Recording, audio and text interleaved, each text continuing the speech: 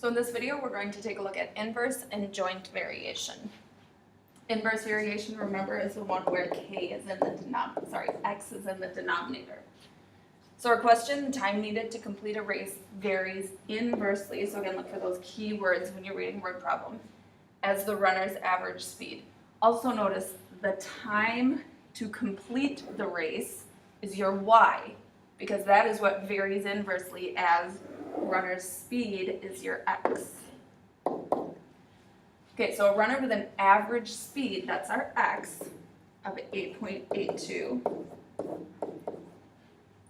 completes the race in 2.97 hours. So we set up our equation, substitute to solve for k, and then we'll write the equation. So multiplying both sides by 8.82, we get 26.195 for our k. That is rounded to the nearest thousandth. Anytime you need to round to 3 decimal places or the nearest thousandth. So our generic equation. And then we answer the question. What is the average speed? So we are looking for x of a person who took 3.5 hours. So we substitute that for y. Now for this one, you can think about this as a proportion, and you can cross multiply, or you can think about it as x is in the denominator. I need to multiply both sides by x to get it out of the denominator. 195. And then dividing both sides by 3.5, we get, again, rounding to 3 decimal places, about 7.484. Labeling our answer, this is what was their average speed, so miles per hour.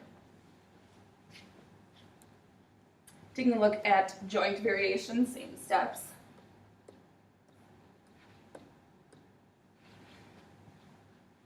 And again, looking for those key words, varies jointly.